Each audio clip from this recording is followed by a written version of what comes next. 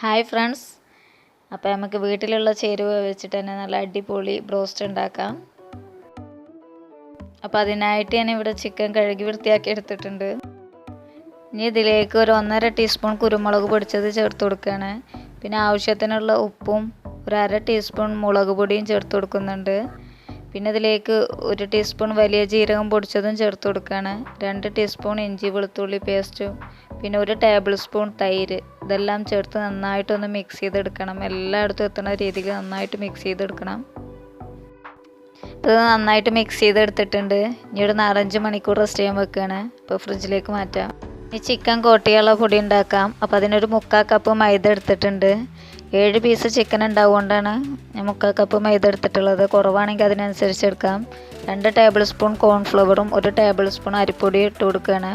പിന്നെ ഇതിലേക്ക് ആവശ്യത്തിനുള്ള ഉപ്പും ചേർത്ത് കൊടുത്തിട്ടുണ്ട്. 1 ടീസ്പൂൺ വലിയ ജീരകം പൊടിച്ചതും 1/2 ടീസ്പൂൺ കുരുമുളക് പൊടിയും പിന്നെ ഒരു 1/2 ടീസ്പൂൺ മുളക് പൊടിയും ചേർത്തിട്ട് നന്നായിട്ട് മിക്സ് ചെയ്തെടുക്കാം. ഇനി ഒരു ബൗൾ എടുത്തിട്ടുണ്ട്. അതിലേക്ക് ഒരു മുട്ട പൊട്ടിച്ച് ഒഴിക്കുകയാണ്.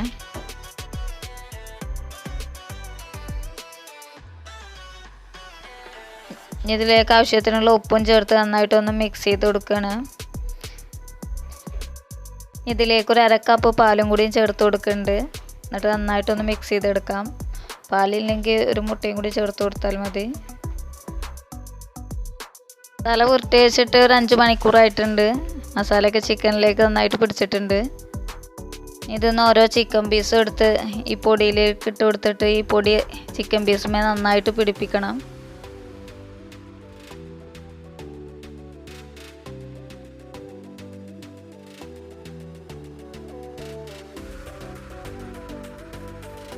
ഇനി ഇത് മുട്ടയും പാലും മിക്സ് ചെയ്ത് വെച്ചിരുന്ന അതിലേക്ക് നന്നായിട്ടൊന്ന് ഡിപ്പ് ചെയ്ത് കൊടുക്കാം. എന്നിട്ട് വീണ്ടും ആ പൊടിയിലേക്ക് ഇട്ട് കൊടുത്ത് ആ പൊടി നന്നായിട്ട് അതിന്മേൽ പിടിപ്പിക്കണം.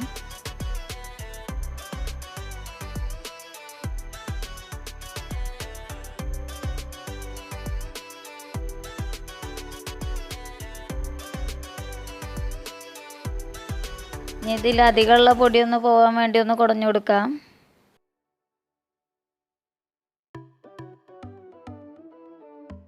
ഇനി എല്ലാ ചിക്കൻ പീസും ഇതുപോലെ ചെയ്തെടുക്കാം.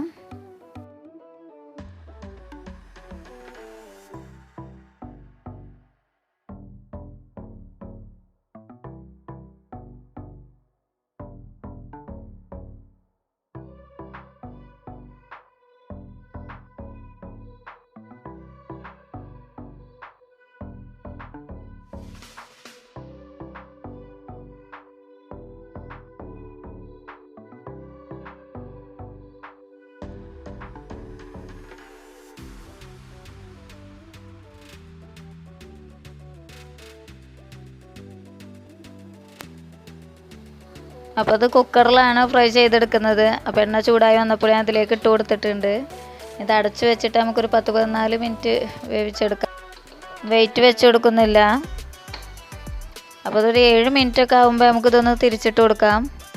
അപ്പോൾ അത് ഫ്രൈ ആയി വരുമ്പോഴേക്കും നമുക്ക് ബാക്കിയുള്ള ചിക്കൻ ഇങ്ങനെ കോട്ട് ചെയ്തെടുക്കാം.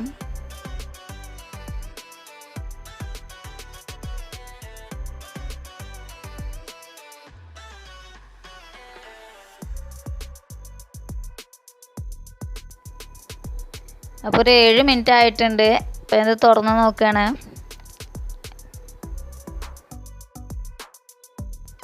അപ്പോൾ ഇതിൻ്റെ ഒരു വശം ആയിട്ടുണ്ട്. ഇതൊന്ന് തിരിച്ചിട്ട് കൊടുക്കാം.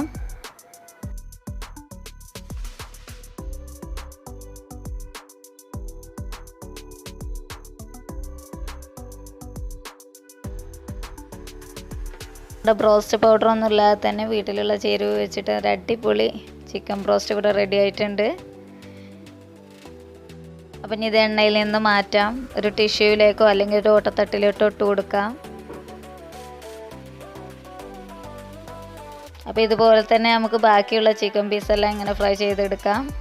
ഇവിടെ സെക്കൻഡ് ട്രിപ്പ് റെഡിയായി വന്നിട്ടുണ്ട്.